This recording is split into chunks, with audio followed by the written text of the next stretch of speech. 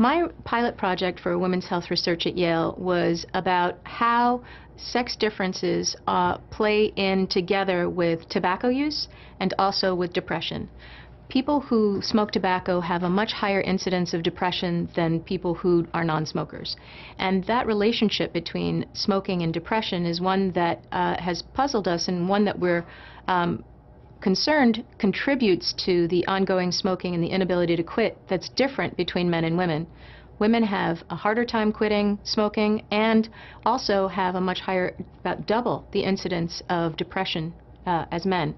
So our project was to look at the role of nicotine in depression-like behavior in a basic science model, and also to determine what the sex differences were in those interactions, and to identify whether this was a genetic difference or something that was environmental.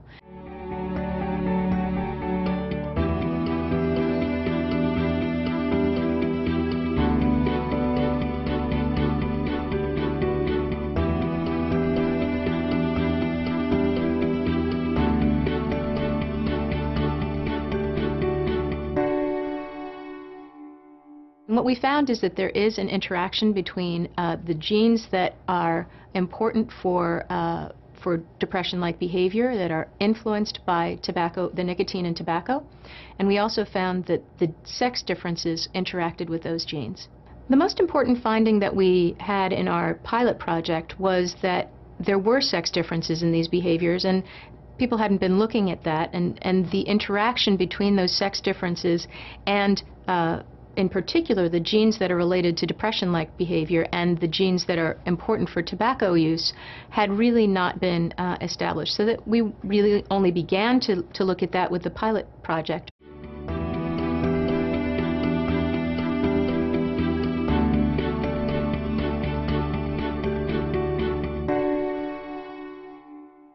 One of the things that the initial pilot money from Women's Health Research at Yale did for our research is to allow us to have time to develop our model fully and to get this basic science model of depression-like behavior established in our laboratory and validated.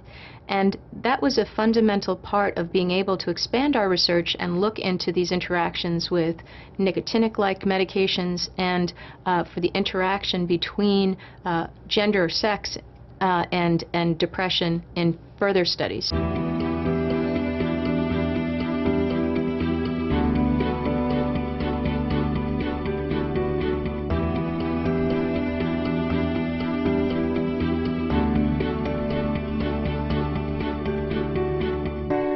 We've been able to find that drugs that affect the receptors for nicotine in the brain, so those are the receptors that are stimulated by the nicotine in tobacco smoke, also affect circuits in the brain that are important for mood.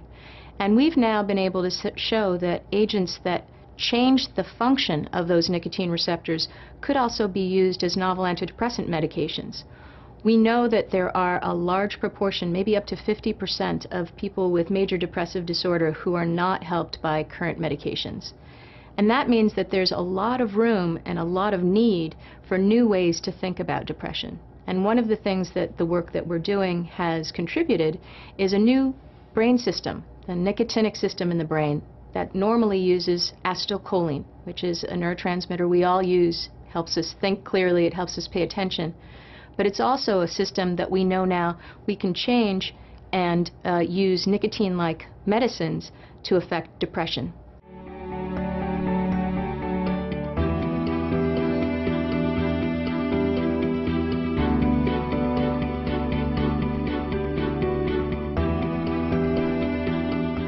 The practical value of the research that we've done on the nicotine system and depression is that there are currently medications that have been developed that target these nicotine receptors that are in large clinical trials for depression.